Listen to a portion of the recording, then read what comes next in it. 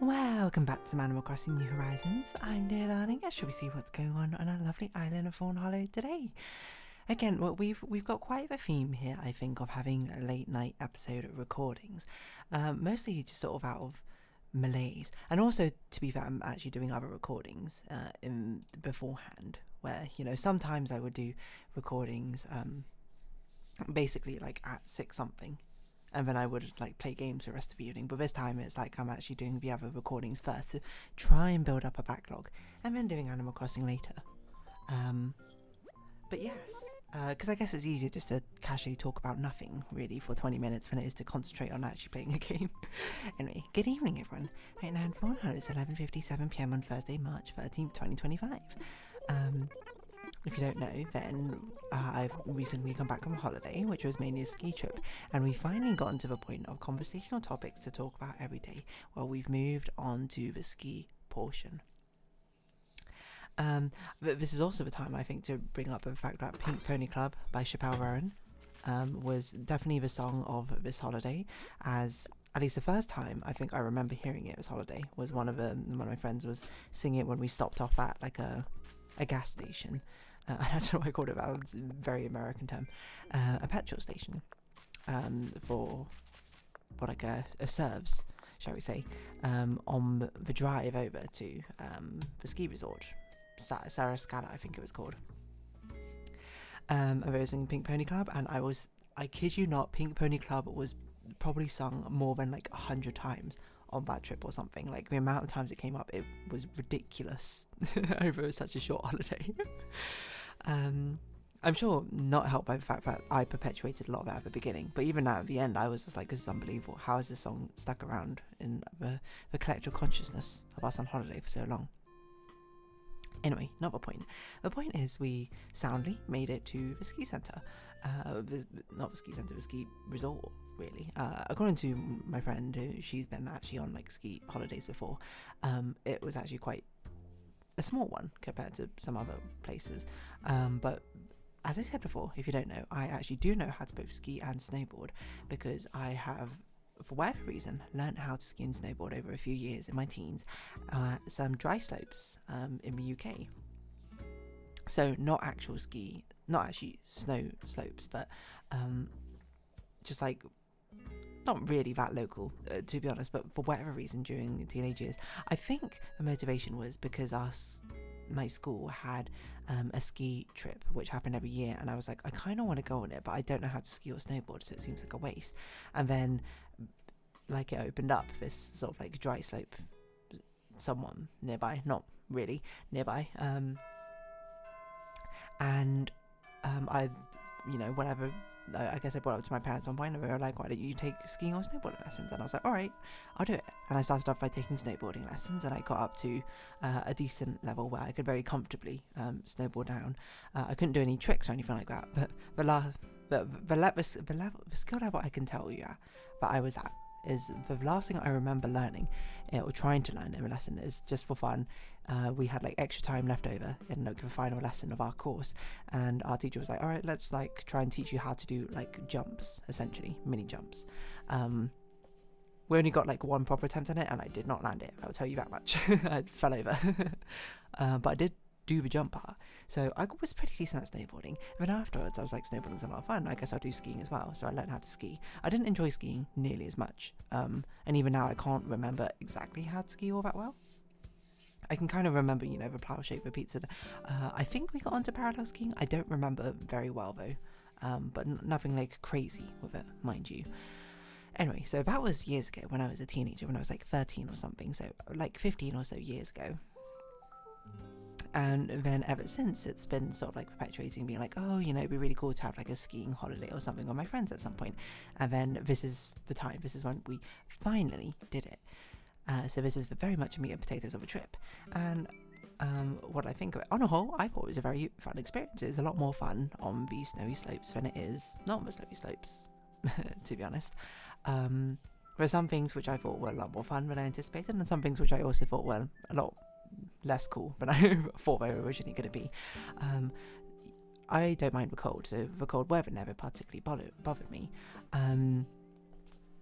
And I actually enjoyed going down the slopes even solo, like quite a lot, because I thought one part that I thought I would not enjoy is the fact that it's rather a solitary sort of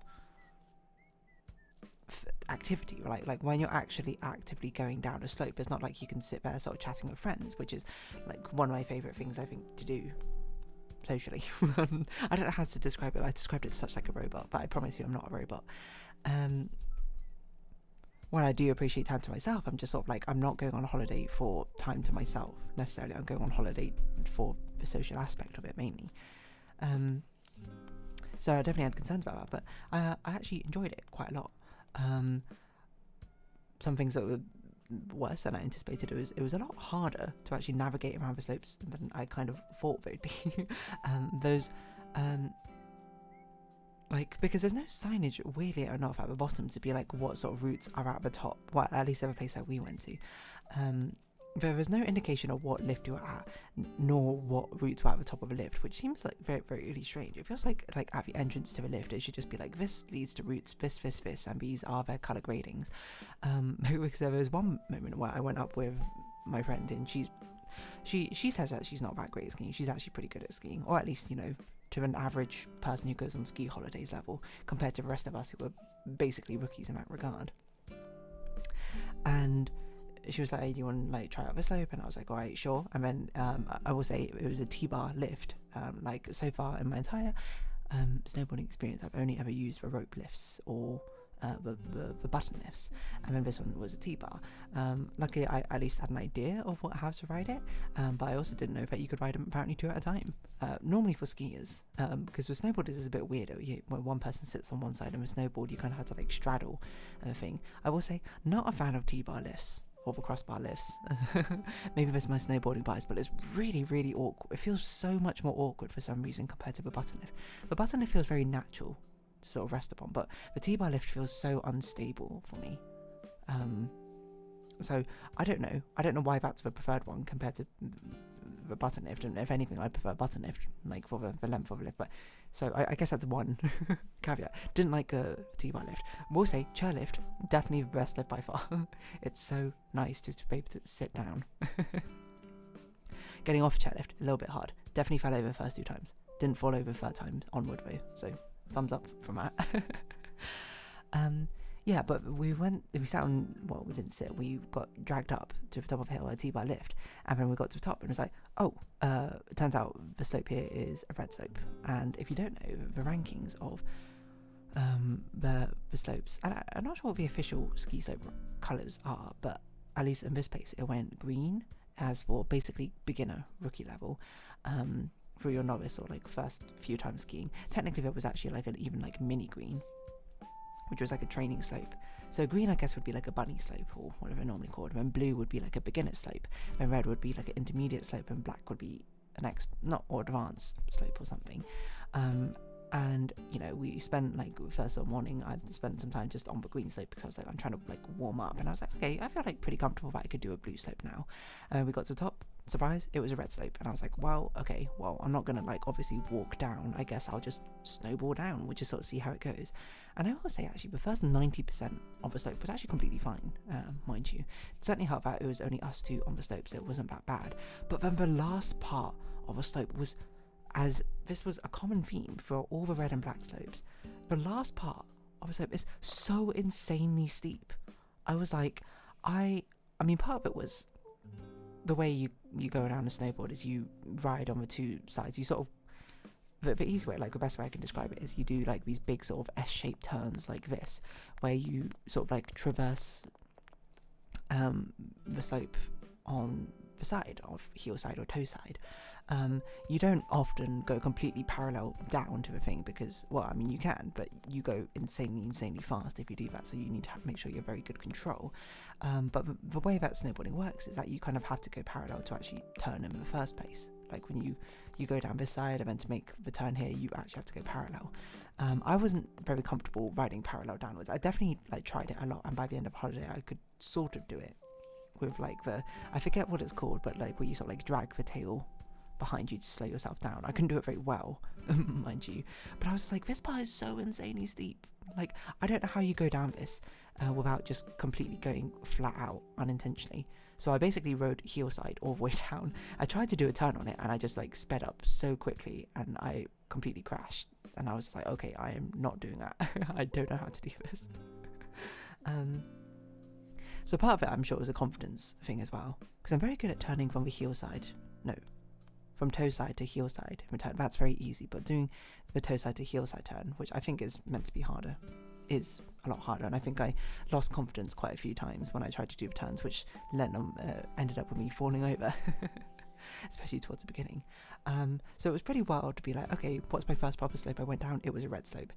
I made it down to the bottom though, and it was actually pretty fine. Like surprisingly, I only fell on the steep section. I only fell once, I think, or maybe twice, I don't remember. But it was super crazy because I was already going down the slope, being like, oh, it feels pretty steep at this moment.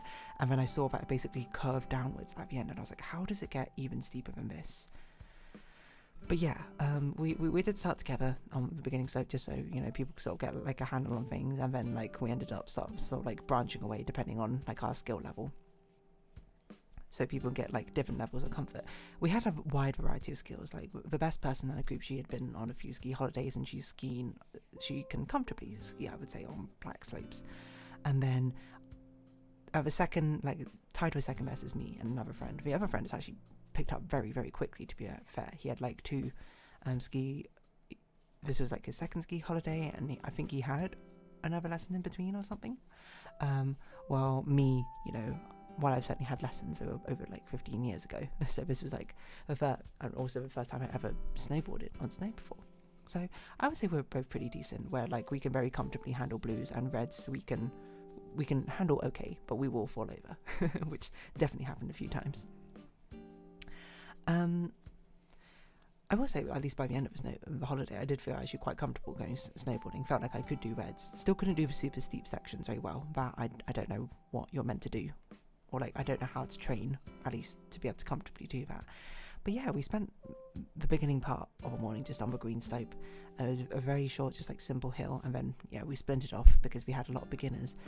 We had no one who was skiing for the first time, but two of my friends, they'd had basically a 2-hour lesson prior to this, and then this was their first time like actually properly getting a chance to ski, and they honestly did really well, because by the end they could actually kind of, they could ski down a green, I think, comfortably, but then they were a little bit inconsistent on the blue, which is fair because it's a lot to pick up in just a couple days really.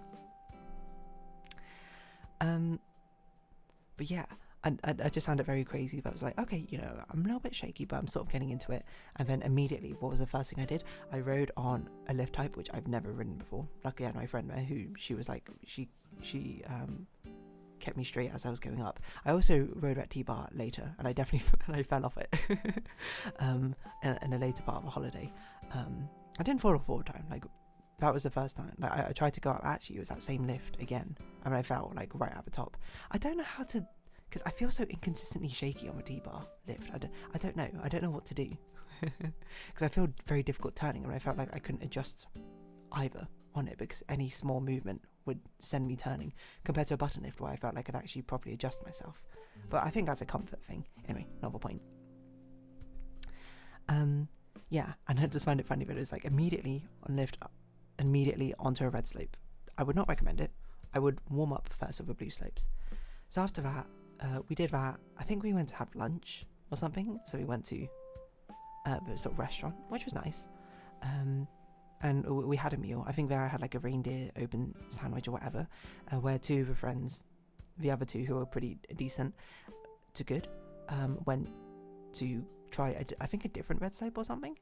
And then this is a crazy part. There's like the actual drama which happened, I think, on the holiday, which wasn't really drama because it wasn't like dire or anything. But we rented some cars, 2 cars on holiday, and one of the car keys was with one of those friends.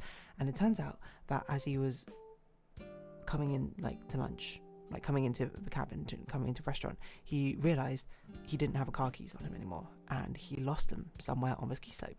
And that was, well, it wasn't actually that nerve-wracking experience, because it was like a thing where it's like, okay, well, this is going to be a nuisance, but the only real issues, like, the cost will be money, really, or we'll have to go a few days without luggage, which was inside one of the vans, because remember, we turned up immediately to the ski resort. So there was a quest for the three of us, who could actually do pretty decently, to try and find where the keys went. I would say I basically did nothing because I was not of no help. I was very little help because obviously I didn't go down with them in the slopes to begin with, so I didn't know where they went. And also, it's really, really difficult to go slowly, I think, on a snowboard. Or properly, because I can't really stop on a well, at least I'm not good enough to stop on a snowboard on a slope. I had to like sit down. Well, at least with the skis you can sort of go parallel to the slope, right, and you can sort of stand there.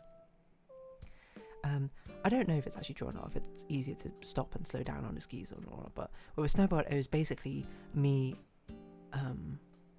scanning the side by riding heel side down the slope. So I was in a permanent squat for like an entirety of like a red slope, trying to scan the side and look for the keys.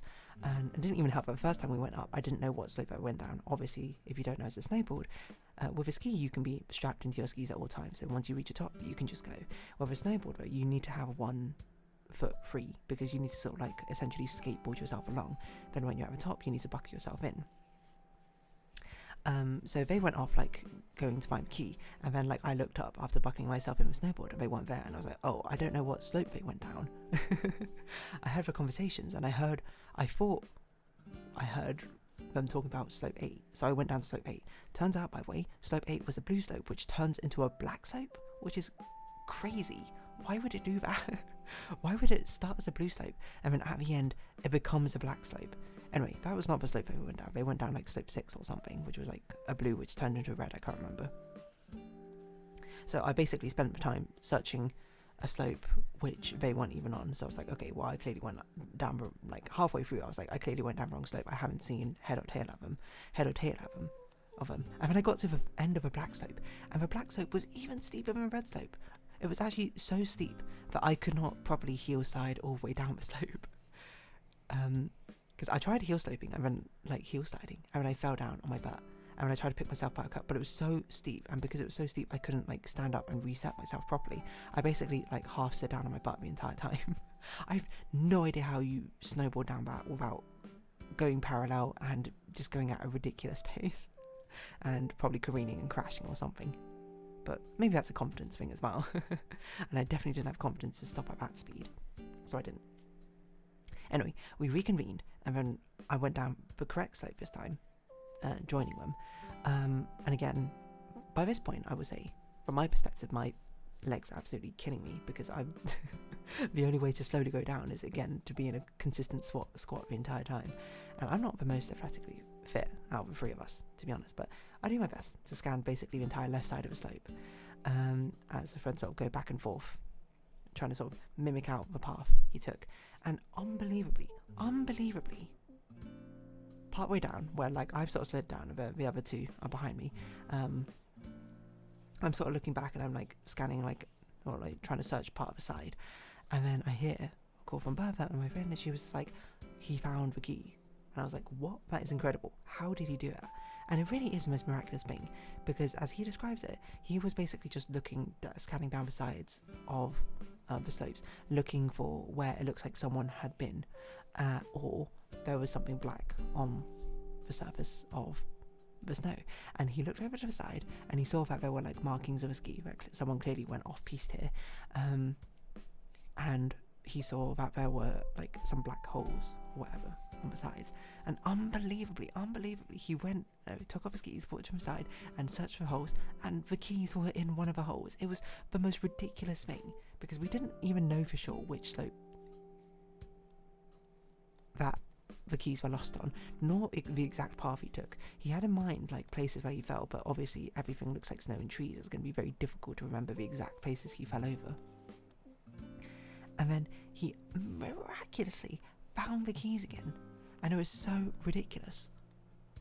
I didn't really see much of the place I was going on, because I was already like near the end of the slope, so I was like, okay, I'll just like wait at the bottom for you lot, And then I waited at the bottom, and then they went up again, and I was like, well, okay, I'm not doing that now, my legs are killing me. So I went to a restaurant, and I had some gloggy, which is a great drink, which is basically like mulled wine. And I basically was like texting the group chat being like, he found the keys, unbelievably. And even more crazy, because the other group, the other 5 who stayed behind, were basically like, okay, we're going to come up with a contingency plan in case we can't find the keys. So they were like calling up the car rental people, and the car rental people were like, okay, well, the only thing we can really do is like send, like, I can't remember exactly, it was like we had to send like a locksmith, and you would have to pay for a flight for them to come, and they can only do it tomorrow, really. So it was like £200 or something. Split between 8 people is not actually that much for an emergency situation. And then they were like deciding what else they could do. They could like ferry people back and forth. So that's basically what they did after like lunch. They like collected everything, and they took people back and forth. And then they got to the house, like checked in and all that sort of things, and they went to buy groceries. So we'd come back, and then like we'd have a meal, I guess. So it was unbelievable. It was a whole team operation of us trying to like find a key. And to be honest, credit where credit is due, the person who, you know, accidentally lost the key found the key again. And he was very, very much determined to find it, like to the extent where I was just like, I feel like I didn't want to personally say it. Well, I did actually personally say it later, but I was just like, you two both, which is rich coming from me, I think. You two basically both went into let's fix this mode immediately. And it was like, I feel like you didn't even eat or anything, but I guess it's hard to focus on like eating when it's just like, oh my god, I lost the keys. So I don't blame him for that, because if that was me, I probably would do exactly the same thing. Except for even worse, because it would be so difficult to search things on a snowboard, is what I found out. Because at least skis, you can sort of pop them off and easily sort of carry them around. Snowboards, I guess you can as well, but it's so finicky having to strap back into the snowboard every single time compared to skis, which you can just sort of step into. Anyway, super glad that we found the keys. It was utterly crazy that it even happened, and it was so crazy because the party that was left behind trying to figure out contingency apparently spoke with basically everyone, all the staff. So the staff recognised us, and when I was like down at a restaurant and was reunited with the two when they got the keys, and they were like, oh, did you find the keys? And we were just like, none of us spoke to you about the finding the keys thing. We know that they like informed the staff group chat or whatever, but it was crazy. But we became known because of that. Anyway, there's also a side story there where my snowboard, like when we were just like, alright, search party go, I went to go out to find my snowboard, and my snowboard was not there anymore. And it turned out, the long and short of that is basically that snowboard pattern was a very similar one to like another one someone had rented from the place, so they picked up my snowboard and returned it. And by accident, it wasn't maliciously stolen or anything. So I was like, okay, well, fair enough. But there was a part of me who was like, I can't believe it, we lost the keys. And now my snowboard's been lost as well. What is going on this trip? It was a very cursed first day, I would say, for me personally. Where I didn't even ride a blue slope that day, now I think about it. I did half a blue slope technically. Because it was, no joke, my day. Like, I don't mean to make this all about me, but yet again, I'm the one doing the Animal Crossing videos right now, so I can only tell my story. But my day was basically warming up on a green slope, immediately going into a red slope, having lunch, immediately going into half blue into half black slope, and then going down a red slope as inefficiently as possible to find keys, finding the keys, and having a drink of mulled wine. It was not a lot of skiing, but it was very, very funny. Anyway, so I guess that's like the ski holiday on day 1. Day 2, we can actually talk more about snowboarding, I suppose, in general, so look forward to that. So if you have been watching, thank you very much. It's been Animal Crossing New Horizons. I've been Dear Darling. Likes, comments, subscription, shares, greatly appreciated. Socials, Discord down below. Hope to see each other again, but for now, it's our farewell. So until next time, bye bye for now.